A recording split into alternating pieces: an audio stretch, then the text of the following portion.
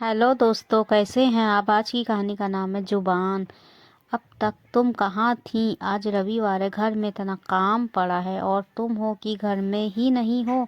कहाँ घूम रही थी अब तक। राजीव ने घर में घुसने से पहले ही सवाल करना शुरू कर दिया। हाँ, आज रविवार था तो मैंने सोचा थोड़ा बहुत अपने और अपने बेटे के लिए समय निकाल लूं। गरीना ने जवाब दिया, तुमको रविवार सूझ रहा है। शर्म आनी चाहिए तुमको। शर्म? कैसी शर्म और क्यों शर्म आनी चाहिए। आखिर रविवार को सबके लिए होता है तो मेरे बेटे के लिए भी है। गरिमा ने जवाब दिया, मैं तुम्हारा पति हूँ, मैं तो घर पर हूँ और तुम रविवार मनाने के लिए अकेली बाहर घूम रही हो। यहाँ घर में काम को लेकर मेरी माँ और तुम्हारी देवरानी संगीता दोनों परेशान हो रही हो। अरे, इसमें परेशानी की क्या बात है। ये घर संगीता का भी तो है, वो भी तो घर की छोटी बहू है। क्या हो गया जो उसने घर के सारे काम कर दिए तो। और रही बात मम्मी जी की, तो अभी वो बुजुर्ग तो हुई नहीं है, कभी कभी थोड़ा बहुत काम तो कर ही सकती हैं। और रही बात अकेले घूमने की, तो तुमसे तो हम उम्मीद नहीं कर सकते। कम से कम मैं और मेरा बेटा अकेले ही खुश हो लेते हैं। करीमा बराबर जवाब दिए जा रही थी। उससे बहस करना किसी ने ठीक नहीं समझा। जानते थे कि वो चुप होएगी नहीं। उसने अगर एक बार बोलना शुरू किया तो वो चुप होती नहीं, इसलिए सब चुप हो गए और वो चुपचाप अपने कमरे में चली गई। पर जाते समय सबके मुंह फूले हुए चेहरे जरूर देख गई। गरिमा इस परिवार की बड़ी बहू। इस परिवार में उसकी सास मोहिनी जी, पति राजीव, देवर देवरानी विनोद और संगीता, साथ ही उसका बेटा आदि और देवर देवरानी का एक बेटा रोहन है। पर गरिमा पहले ऐसी बिल्कुल नहीं थी। गरिमा की शादी को 7 साल हो चुके थे। हालांकि वो अपने पति को शुरुआती दिनों से ही पसंद नहीं थी, पर फिर भी मजबूरी में उन्होंने उसे अपनी पत्नी माना। अरे भाई, आखिर जबरदस्ती की शादी करवाई थी और वो भी उसकी मम्मी ने ही। दरअसल राजीव का शादी से पहले अपनी कली रोमा के साथ अफेयर था। रोमा आज के ज़माने की पढ़ी लिखी मॉडर्न लड़की थी। छोटे छोटे बाल, टाइट जीन्स और मुंह से फर्राटेदार इंग्लिश बोलती हुई बहू को भारतीय सास बहुत कम बर्दाश्त कर पाती हैं। जब राजीव ने रोमा से मोहिनी जी को मिलवाया तो मोहिनी जी ने उसके सामने आदर्श बहू बनने की शर्त रखी, लेकिन रोमा ने साफ मना कर दिया। कहीं उनका बेटा भाग कर उस लड़की से शादी ना कर ले। इस कारण से आनन फानन में उन्होंने अपने बेटे राजीव के लिए गरिमा को पसंद किया और अपनी कसम देकर शादी करवा दी। गरिमा गरीब परिवार की बेटी थी। उसने अपना ग्रेजुएशन पूरा कर लिया था। उससे 2 छोटी बहनें और एक भाई था। बिना दान दहेज की शादी थी, इसलिए उसके पिताजी ने ज़्यादा कुछ पूछा नहीं और अपने सिर का बोझ उतार दिया। शादी की रात भी राजीव ने उससे ठीक से बात नहीं की थी। उसने जब इस बारे में उससे पूछा तो राजीव ने उसे डांटते हुए कहा था, ज़्यादा मेरी पत्नी बनने की कोशिश मत करना। तुम मेरी माँ के कारण इस घर में आई हो, वरना तुम जैसी गंवार लड़कियों से तो मुझे दूर रहना ही पसंद है। गरिमा रात भर अपनी किस्मत पर रोकर चुप सो हो गई, ये सोचकर कि कभी तो सुबह होगी और उसकी किस्मत का सूरज उगेगा। वो उस घर में नौकरानी से ज़्यादा कुछ भी नहीं थी। सुबह से शाम तक काम करने के बाद भी उसके लिए काम ख़त्म ही नहीं होते थे। कहने को तो वो सास के कारण इस घर में आई थी, पर फिर भी सास तो सास ही होती है। चलते फिरते कोई भी उसे कुछ भी सुना कर चला जाता। 1-2 बार उसने अपनी माँ से कहा भी, पर माँ ने तो उसे एडजस्ट करने का समझा कर वापिस ससुराल भेज दिया।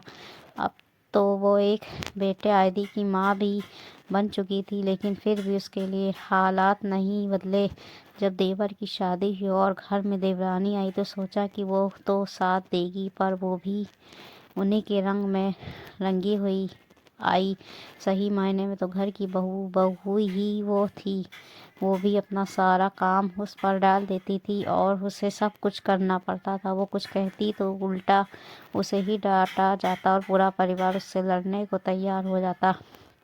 गरिमा इसी को अपनी किस्मत मानकर हर बार चुप रह जाती, यही सोचकर कि आखिर वो कर भी क्या सकती है।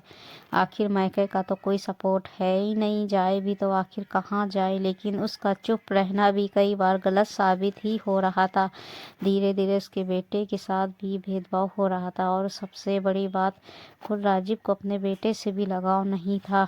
पर फिर भी वो चुप थी, शायद उसमें बदलाव कभी आता भी नहीं। लेकिन अभी पिछले दिनों रोहन और आदि खेल रहे थे। बच्चे बड़े हो रहे हैं तो जाहिर सी बात है कि बहसबाजी तो बच्चों में भी हो जाती। एक छोटी सी कार के लिए दोनों लड़ पड़े।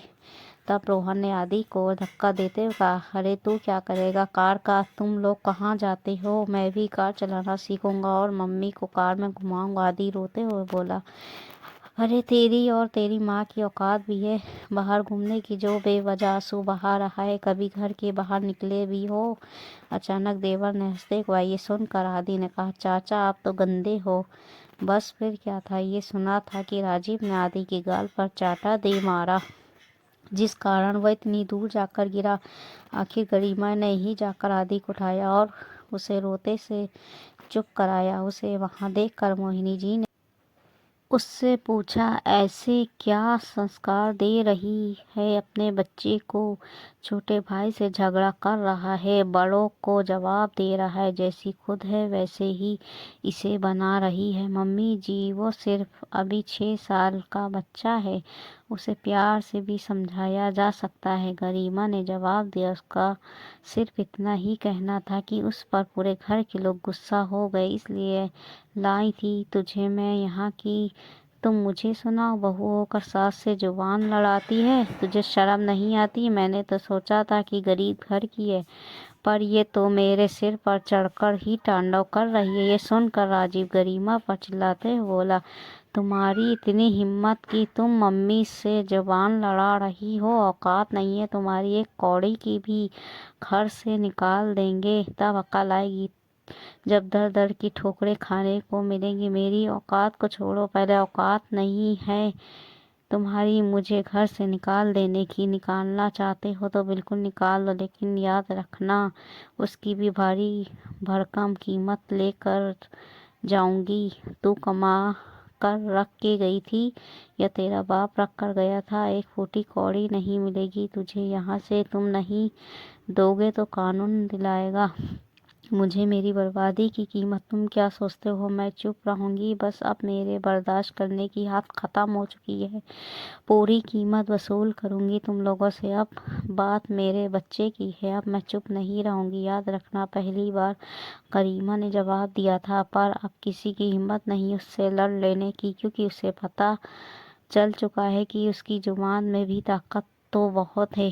अब वो खुद के लिए और खुद के बेटे के लिए जीती है, अब कभी किस्मत बदलेगी उसने इसका इंतज़ार करना छोड़ दिया है। सबसे पहले खुद एक स्कूल में प्राइमरी के टीचर की नौकरी ज्वाइन कर ली, जिससे कम से कम अपने खर्चे के लिए राजीव के सामने हाथ नहीं फैलाना पड़ता। घर का काम भी उतना ही करती जितना उससे हो पाता, बाकी कोई चिल्लाता रहे उससे उससे कोई मतलब नहीं। इसलिए अब मजबूरन सास और देवरानी को भी घर के काम में बराबर लगना पड़ता है। यहाँ तक कि अब रविवार के दिन वो खुद ही अपने बेटे को लेकर बाहर घूमने निकल जाती है। दोस्तों ये थी हिंदी कहानी अच्छी लगी तो हिंदी कहानी को लाइक सब्सक्राइब शेयर जरूर कर दीजिएगा।